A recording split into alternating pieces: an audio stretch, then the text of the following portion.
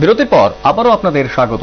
যে বিষয়টা নিয়ে আজকের এই বিশেষ আলোচনাটা আমরা করছিলাম, কমপ্লিট হার্ট কেয়ার, এবং আমাদের স্টুডিওতে রয়েছেন দুজন চিকিৎসক, ডক্টর হেমন্ত কুমার গর্গ, ইন্টারভেনশনাল কার্ডিওলজিস্ট, এবং ডক্টর সি সাই কৃষ্ণা, সিটিভিএস সার্জন। তিনি ওনাদের সঙ্গে কথা বলছিলাম, বিভিন্ন বিষয় হার্টের আমরা শুনছিলাম, এবং আমি ফিরে যাব ডক্টর সাইয়ের কাছে। এবং जो बात हम कर रहे थे डॉक्टर, जे पहले, during and after heart surgery क्या एक्सपेक्ट करना चाहिए?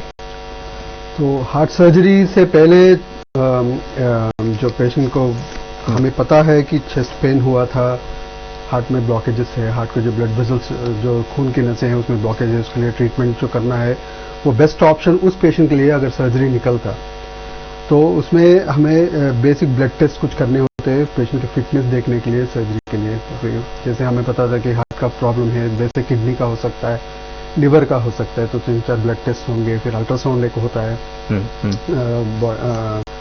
एब्डोमेन का, एक चेस्ट एक्सरे करते हैं हम लोग जस्ट टू मेक श्योर कि लंग्स में सब कुछ ठीक ठाक है।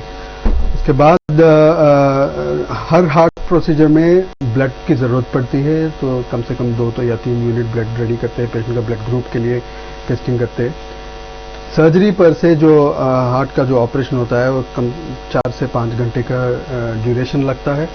तो उसमें से छाती में से एक नस निकालते हैं और पैर की जो नसें निकालते हैं। पेशेंट अगर यंग है, हम यहाँ पे आर्टेरियल ग्राफ्ट जो बोलते हैं, जिसका प्रूव किया गया है, इसका साबित हो चुका है कि जिस पेशेंट का जो अपने खून के जो धड़कने वाले नसें जो बोलते हैं, जो आर्टरीज जो बोलते हैं, उससे बाईपास करने से लॉन्ग टर्म जो लंबी जो रिजल्ट जो है जो पेशेंट को अच्छा मिलता है उससे।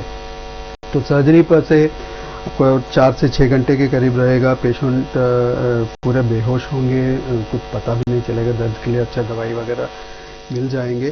उसके बाद जब ऑपरेशन से निकलेंगे आईसीयू में रखेंगे, एक 4 से 6 घंटे के लिए वेंटिलेटर पे रहेंगे टिल ब्लीडिंग ना हो, ये सब पेशेंट को कॉन्शियस हो जाए, पैर हाथ सब चलाए, अपना कमांड्स फॉलो करेंगे, अपने आप सांस लेने लगेंगे और सांस इतना ज़्यादा ले सकेंगे कि वेंटिलेटर की ज़रूरत और ज़्यादा नहीं पड़ेगा, तब हम वेंटिलेटर से निकालते हैं। वेंटिलेटर से निकालने के बाद आईसीयू में कम से कम 24 to 48 आवर्स रहेंगे, क्योंकि फर्स्ट जो पहले ऑपरेशन के बाद जो पहले जो 48 घंटे जो होते हैं बहुत क्रिटिकल होते हैं पेशेंट के रिकवरी के लिए। उस टाइम पे पेन की वजह से या फिर पेट फूल जाने की वजह से पेशेंट को अगर जो भी दिक्कत होगी उसमें एड्रेस करने के लिए आईसीयू में मॉनिटरिंग बहुत ज़रूरी है। जैसे धीरे धीरे पेशेंट रिकवर करने लगता है तो जो जितने भी हमने ब्लड प्रेशर मॉनिटरिंग के लिए जो लाइंस डाला वो सब निकाल देते हैं। तो हमारे यहाँ जितने भी हमने ऑपरेशन किया वो दूसरे दिन के बाद पेशेंट आईसीयू से निकल जाते हैं और 5वां या 6वां दिन घर चले जाते हैं। वूंड जो है उसको हीलिंग जो इधर से जो चीरा देते हैं हार्ट दिल को पहुँचने के लिए बीच में हड्डी को पार करके जाएंगे, तो हड्डी को जुड़ने में जैसे कोई भी फ्रैक्चर हो उसको कम से कम 6 हफ्ता टाइम तो लगता है। तो पहले 6 हफ्ते ऑपरेशन के बाद थोड़ा ध्यान रखना पड़ता है कि आप बेड से उठोगे तो साइड में लेके हाथों पे जोर दे के उठना है। जब खांसी आएगा तो फिर चेस्ट को सपोर्ट करके करना है, सांसें लंबी लेनी है। वो सब एक्सरसाइज हमारा टीम है, फिजियोथेरेपिस्ट है, फिजिशियन असिस्टेंट है, हम सब नर्सिंग स्टाफ है जो अच्छा ख्याल रखते हैं पेशेंट का। एंड 5 या 6वां दिन पेशेंट को जब आईसीयू से दूसरे दिन निकल जाते हैं, थोड़ा सा मूवमेंट वगैरह वॉकिंग वगैरह करा के 7th day maximum 5 to 7 days घर चले जाते हैं। घर जाने के बाद अभी ये सोचना है कि एक्चुअल केयर स्टार्ट जो अपना ख्याल जो रखने की बात जो होती है घर जाने के बाद शुरू होती है। रेगुलर बात लेना है, रोज़ आधा घंटा पौना घंटा चलना है, दिन में सोना नहीं है। दिन में आप सोओगे रात को नींद कम हो जाएगी, 2-4 घंटे की नींद। अगर रात को नींद नहीं आती तो फिर अगला दिन फिर दिन में सोएंगे, तो ये विशेष साइकिल बन जाता है।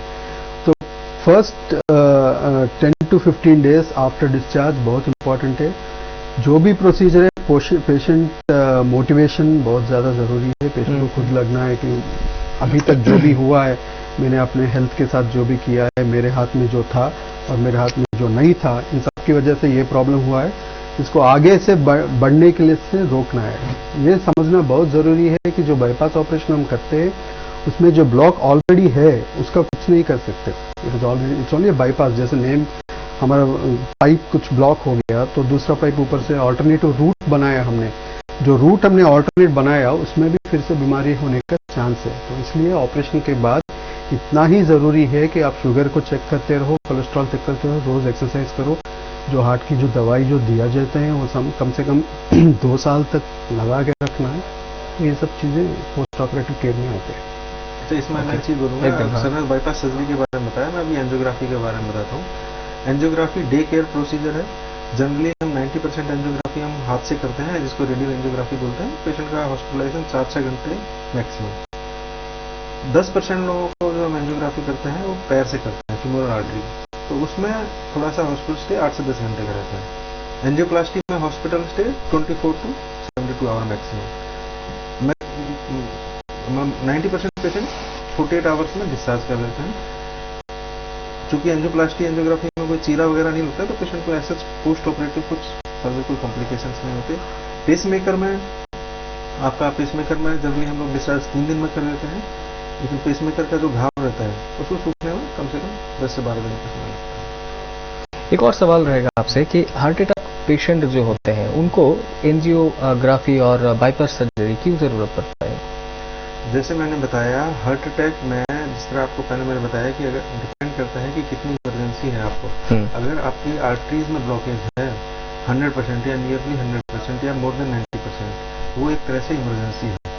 मतलब इमीडिएटली हाँ। क्योंकि आपको मैंने आपकी एग्जांपल से मैंने आपको उंगली का एग्जांपल देकर बताया कि अगर जैसे ही आर्टरी में ब्लड सर्कुलेशन बंद हो जाएगा तो उंगली बंद, मतलब डेड होना चालू हो जाएगा। तो ऐसे ही हार्ट मसल्स डेड होना शुरू हो जाती है। तो उसमें टाइम इज मसल, जितना आप लेट उसको खोलिएगा उतना आपको हार्ट को डैमेज रह जाएगा। कभी कभी पेशेंट बहुत टाइम लगाता है, बोलता है मैं यहाँ पे नहीं कराऊंगा, मैं साउथ जाऊंगा या चेन्नई जाऊंगा। अगर आप कई बार पेशेंट को सिर्फ साइकोलॉजिकल बेनिफिट लगता है कि मैं खुलवा लिया, लेकिन ऐसा हार्ट पूरा डेड हो चुका है, हार्ट का मसल्स पूरा डेड हो चुका है। तो हार्ट टाइम इज मसल, आप उसको जितना जल्दी आप खोलेंगे आपके लिए उतना अच्छा है। आपने बाद में खोलेंगे, हार्ट एक बार डेड हो गया, हार्ट का पंपिंग पावर कम हो गया, ठीक है, आपने एंजियोप्लास्टी करा लिया, बाईपास सर्जरी करा लिया, लेकिन आपका हमेशा के लिए पंपिंग पावर कम हो गया, आप हमेशा आप हार्ट फेल करते रहेंगे, आपका जो नॉर्मल लाइफ है नहीं चल पाए। तो टाइम इज मसल, जितना जल्दी आप मसल्स को बचा लेंगे उतना आपका हार्ट हेल्दी रहेगा और आपका इन फ्यूचर लाइफस्टाइल आपका अच्छा रहेगा। एकदम। डॉक्टर साहब के पास आएंगे। आईएलएस अस्पताल में हार्ट अटैक पेशेंट्स के लिए क्या क्या फैसिलिटीज है? आईएलएस हॉस्पिटल में 24 आवर्स कार्डियोलॉजिस्ट है, any time of the day. जिसमें भी पेशेंट आते हैं तो इमीडिएटली कार्डियोलॉजिस्ट अटेंड करते हैं। चेस्ट पेन के साथ अगर है तो इमीडिएटली इमरजेंसी में ही हमारे इमरजेंसी फिजिशियंस फुल्ली ट्रेंड है हार्ट अटैक को ट्रीट करने के लिए। तो इमीडिएट मेडिसिन जो चाहिए, प्राइमरी जो देना चाहिए खून पतला करने वाले की जो भी गोली है वो इमीडिएटली मिल जाता है, ईसीजी हो जाता है, एको हो जाता है। और पेशेंट की सीवियर जो सिम्टम्स, जो पेशेंट की तकलीफ है उसकी इंटेंसिटी जो हम बोलते हैं, तीव्रता, उसके हिसाब से उसको तभी के तभी एंजियोग्राफी के लिए लिया जाता है और जो ब्लॉकेजेस है उसको खोल दिया जाता है।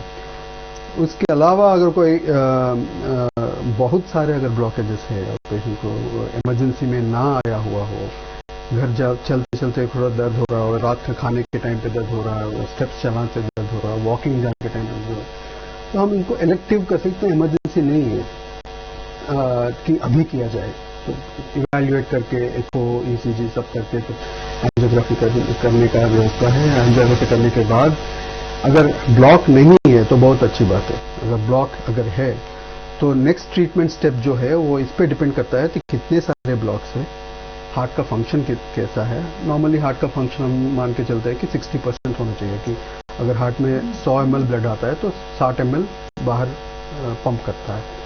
अगर किसी को हार्ट अटैक की वजह से, जैसे शुगर के पेशेंट है, उनको पहले हार्ट अटैक हो चुका है और हार्ट डैमेज हो गया है, मानो इसका पंपिंग 40% में गिर गया और एंजियोग्राफी में 2 ब्लॉक निकले, और उन पेशेंट को जिनमें हार्ट का फंक्शन कम हो गया है और ब्लॉकेजेस 1 से ज़्यादा है, उनमें बाईपास, और डायबिटिक जो है, जो शुगर के पेशेंट्स हैं, उनमें बाईपास सर्जरी से लॉन्ग टर्म जो लंबा जो बेनिफिट जो हम बोलते हैं, उसे बाईपास सर्जरी से ज़्यादा बेनिफिट रहता है, जिसका हार्ट का फंक्शन कम हो और 2 से ज़्यादा ब्लॉक हो।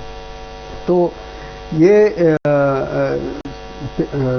जो भी है आपके माध्यम से मैं त्रिपुरा अगरतला के लोगों को ये कन्वे करना जानकारी देना चाहता हूँ कि ये डरने वाली बात नहीं है।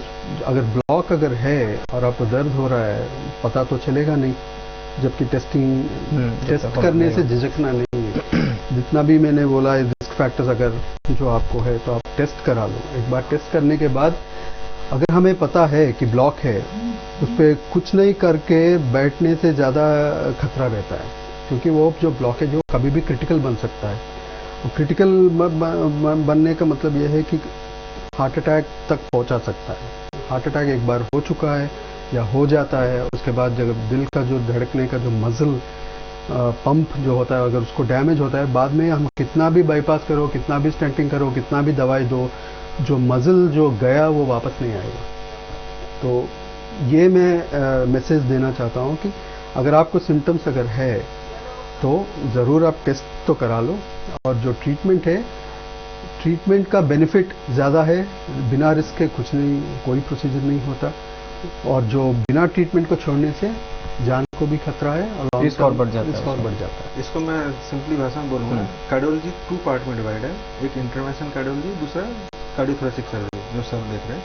तो इंटरवेंशन कार्डियोलॉजी और कार्डियोलॉजी में जो आईएलएस में है, ECG, echo, TMT, Holter, angiography, angioplasty, pacemaker, अगर किसी को वीटी हो रहा है तो आईसीडी, इंट्राकार्डिक, जो आपने देखा होगा शॉक देते हैं, वो इंट्राकार्डिक डिफिब्रिलेटर डिवाइस होता है, वो सीआरटी और अपना आईवीसी फिल्टर, ये सब लगाने की व्यवस्था है। और जो कार्डियोथोरेसिक सर्जरी में बच्चों की सर्जरी, बच्चों के दिल में छेद, वाल्व रिप्लेसमेंट, बाईपास सर्जरी, ये सब होता है। ये सब मतलब कुल मिला के देखा जाए तो आईएलएस में सारी facility available, complete heart care जिससे हमने शुरू किया है प्रोग्राम अवेलेबल, तो सारी फैसिलिटी अवेलेबल है। एकदम। एक चीज मैं आपसे जानना चाहूंगा कि हार्ट सर्जरी जो होता है उसमें सक्सेस रेट के बारे में क्या बोलेंगे, कितना होता है आईएलएस का अस्पताल? यहाँ पे हमने 70-75 केस के ऊपर कर दिया है अभी, तो 99% सक्सेस रेट है हमारा। सब जिसका भी सर्जरी हुआ है, बाईपास सर्जरी, वाल्व रिप्लेसमेंट, बच्चों का बहुत सारे किए हमने इधर आने के बाद। जिस बच्चे पैदाइशी जिसमें बच्चों के दिल में छेद है, सब लोग 5वां दिन से पहले ही घर चले गए थे। और फॉलोअप में भी आते हैं, हर 2 हफ्ते में, 1 महीने में आते हैं, सब ठीक ठाक है। 99% से ऊपर ज़्यादा है अपना सक्सेस रेट। घर जाने का भी टाइम, हॉस्पिटलाइजेशन का टाइम, ड्यूरेशन जो बोलते हैं, हॉस्पिटल में रुकने की जो ज़रूरत है वो भी कम है, उसके ऊपर आईसीयू में रुकने की भी ज़रूरत कम है। तो कम से कम टाइम में हम पेशेंट को घर भेजने के लिए, जल्दी स्वास्थ्य उनका वापस कराने के लिए कोशिश करते हैं। कोविड पीरियड में कितना कार्डियक केसेस या फिर सर्जरीज हुए हैं आईएलएस अस्पताल में? हमने अपना डाटा निकाला था रिसेंटली, तो राइट फ्रॉम 2020 से निकाला था कि 2000 से ऊपर प्रोसीजर्स हुए हैं एंजियोप्लास्टी में। एंजियोग्राफी 2000 के करीब हुआ है, एंजियोप्लास्टी लगभग 1100 के करीब हुआ है, और पेसमेकर 250 से 300 के करीब हुआ है। तो एक जो कॉमन कॉन्सेप्शन होता है कि हार्ट का कोई डिजीज हुआ तो मतलब वो बहुत कॉस्टली है उसका ट्रीटमेंट, तो कॉस्ट के बारे में भी कुछ बताइए कि कितना कॉस्ट आईएलएस में लगता है, फिर बाहर जाके भी लोग ट्रीटमेंट करवाते हैं, तो कंपैरेटिवली कितना होता है वो सब? तो आईएलएस में ये कॉन्सेप्ट है कि किसी को हार्ट की बीमारी है और कॉस्ट की वजह से ट्रीटमेंट ना मिले, ये एक्सेप्टेबल नहीं है। सो आईएलएस सारे जो बिलो पॉवर्टी लाइन, आयुष्मान, और अभी जो राष्ट्रीय बाल सेवक चिकित्सा जो है आरबीएस के, इन सब का टोटली फ्री में ऑपरेशन होता है उधर, कोई चार्ज नहीं होती। एंड तो कॉस्ट फैक्टर जो है वो सबसे लीस्ट प्रायोरिटी में है। पहले ये है कि जैसे डॉक्टर हेमंत ने बोला है, टाइम इज मसल। तो अगर हमें वो विंडो जो अपॉर्चुनिटी जो हम बोलते हैं वो अगर निकल जाता है तो हम जितना भी कॉस्ट लगा के करें वापस नहीं आने वाला है। तो cost is not a factor call. We in fact यहाँ पे आयुष्मान भारत कंप्लीटली एम्पैनल्ड है। वी आर एक्टिवली हम कैंप्स लगा रहे हैं बाहर जाके, क्योंकि एक तो बात यह है कि जानकारी कम है लोगों को कि अपना ख्याल कैसे रखना है, पहली बात तो यह है।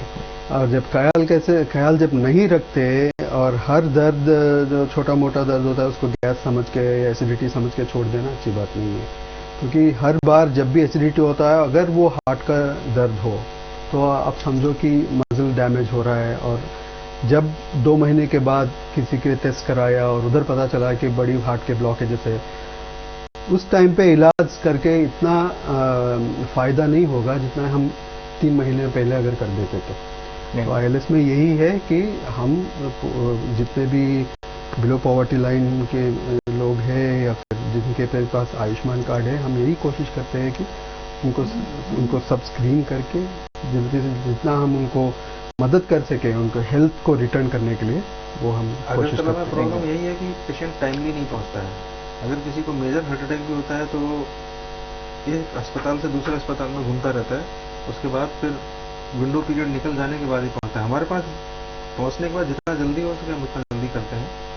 और कॉस्टिंग की बात आपने जो बताया, आयुष्मान अगर किसी के पास कार्ड है तो एंजियोग्राफी, एंजियोप्लास्टी और बाईपास मोटा मोटी फ्री है उसमें कोई दिक्कत नहीं है। और बाकी अगर कोई पेइंग है, कैश पेशेंट है, तो आप मान के चलिए कि जो कलकत्ता या साउथ में जितना भी रेट है उससे 20% 25% लगभग कम ही है, पा रही है। लास्टली अगर मैं आपसे जानना चाहूँ कि आप क्या मैसेज देना चाहेंगे जो कॉमन पीपल है उनको हार्ट को कैसे ठीक रखना है लास्टली? हार्ट को ठीक रखने के तो हम सब लोग बता ही चुके हैं, लेकिन मैं बस ये सबसे बड़ा मैसेज देना चाहूंगा, अगर आपको हार्ट अटैक हुआ है, चेस्ट पेन हो रहा है, तो जितना जल्दी आप ईसीजी करा के जितना अगर आपको डायग्नोसिस हो गया है तो टाइम मत बर्बाद करिए।